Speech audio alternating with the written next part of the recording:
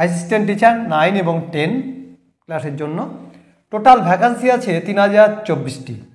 আর ইন্টারভিউতে কল করবে 4838 জনকে ইন্টারভিউতে কল করবে, 4838 জনকে ইন্টারভিউতে কল করবে। বাংলা মিডিয়ামে মেল ফিমেল এবং ফিমেল দুইভাবে শিক্ষক নেয়।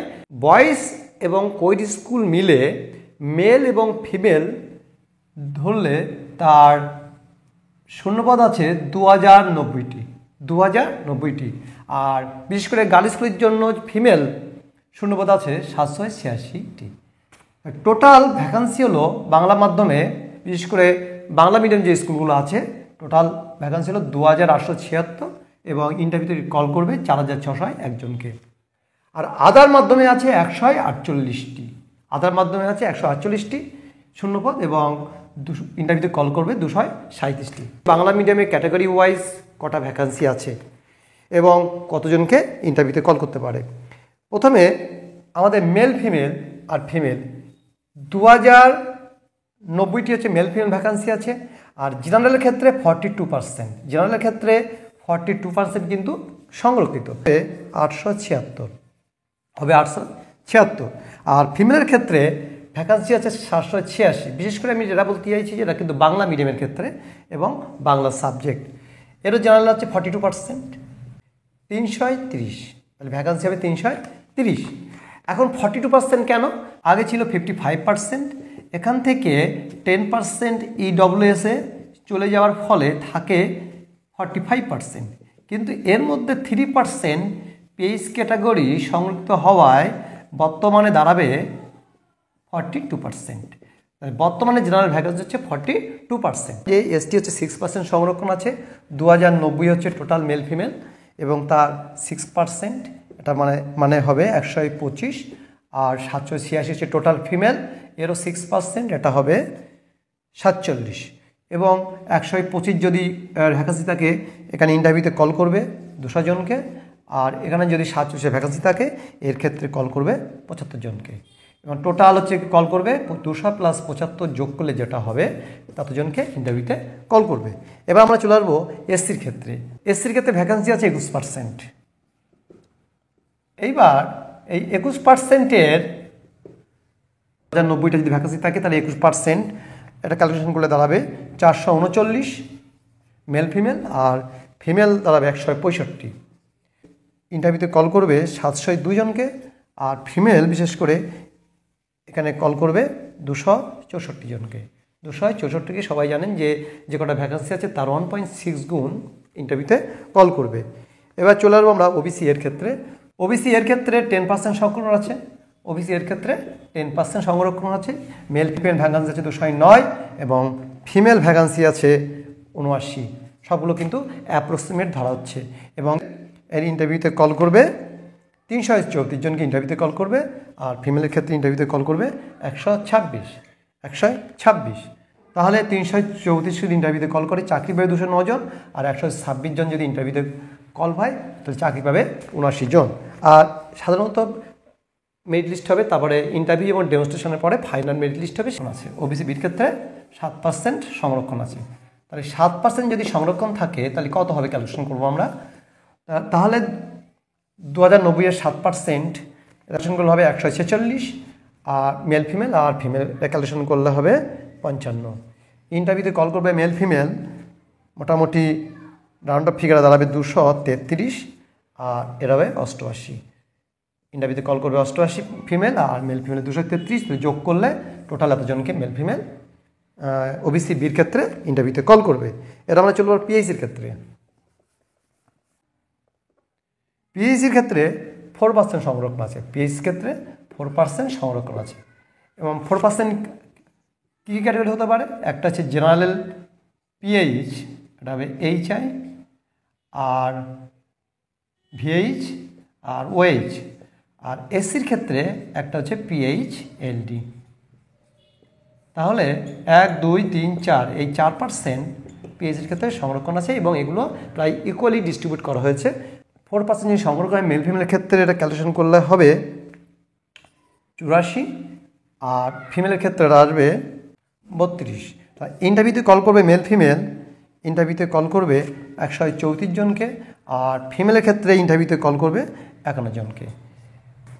আর এখানে যে শূন্যপদগুলো কীভাবে পূরণ হবে, যে এই যে টোটাল যে ভ্যাকান্সি আছে 84 আর এখানে 32 4 দিয়ে ভাগ করবে, ভাগ করলে যেটা পাওয়া যাবে সেই ক্যাটাগরি ওয়াইজ অনুযায়ী শূন্যপদগুলো পূরণ হবে। এবার আমরা চলে আসবো ইডব্লিউএস এর ক্ষেত্রে। ইডব্লিউএস এর ক্ষেত্রে ভ্যাকান্সি আছে 10%। এখন মেল ফিমেলের ক্ষেত্রে 10% বলতে এখানে 209 জন, আর এই ফিমেলের ক্ষেত্রে হবে 78, অ্যাপ্রক্সিমেট 79। আর মেল ফিমেল ইন্টারভিউতে কল করবে 334 জনকে, আর এখানে ইন্টারভিউতে কল করবে 126 জনকে। টোটাল 334 আর 126 যোগ করলে যেটা পাওয়া যাবে ততজনকে ইন্টারভিউতে কল করবে। আর সকলে জানেন, আমি আবার বলছি যে 1.6 গুণ ইন্টারভিউতে কল করবে।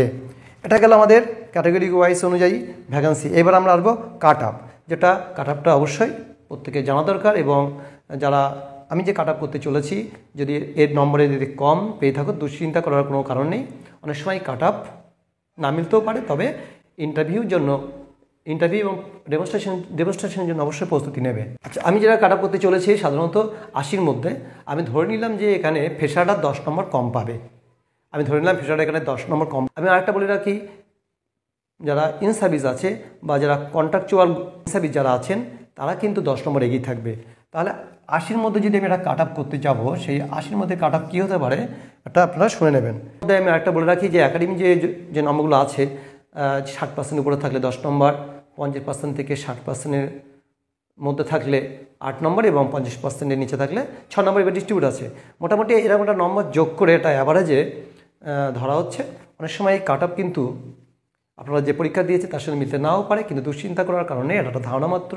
আমার মনে হয় এর থেকে যদি কাট আপ এর থেকে যদি কম নম্বর পেয়ে থাকো, তাহলে অবশ্যই ইন্টারভিউ এবং ডেমনস্ট্রেশনের জন্য প্রস্তুতি নেবে। এমন হতে পারে এই যারা ভিডিও দেখছে তাদেরও হয়তো মেরিট লিস্টের নাম থাকতে পারে।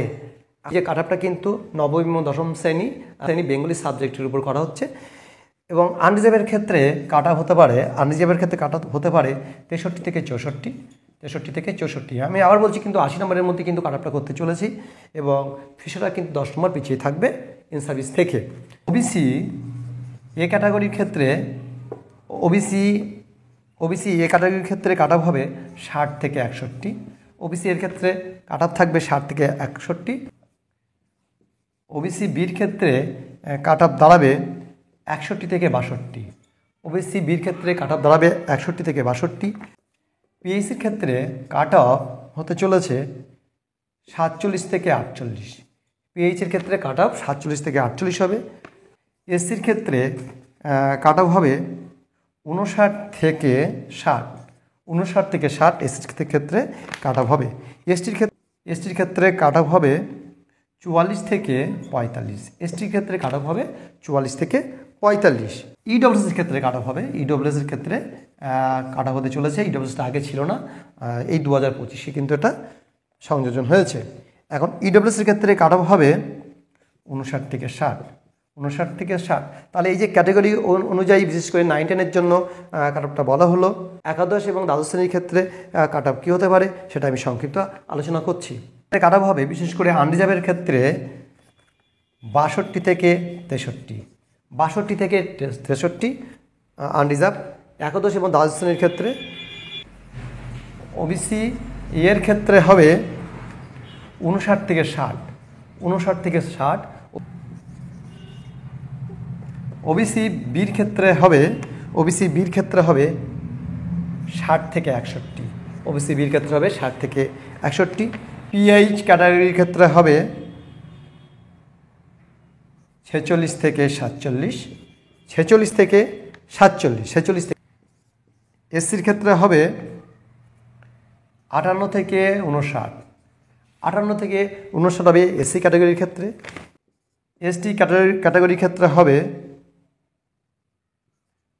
43 থেকে 44। ইডব্লিউএসের ক্ষেত্রে কাট অফ হবে 58 থেকে 59। এখন যে কাট অফটা বললাম এটা একাদশ এবং দ্বাদশ শ্রেণীর ক্ষেত্রে, বিশেষ করে যারা বাংলা বিষয়ে পরীক্ষা দিয়েছে। আমি আশা করি অনেকের হয়তো এই কাট অফ মিলতে না পারে, কিন্তু এর কমও কাট অফ নামতে পারে। ইন্টারভিউ এবং ডেমোর জন্য প্রস্তুতি নিতে থাকো। আমার মনে হয় যারা ভিডিও দেখছে তাদের হয়তো ইন্টারভিউতে ডাকতে পারে। সকলের প্রতি শুভকামনা রইল। ধন্যবাদ।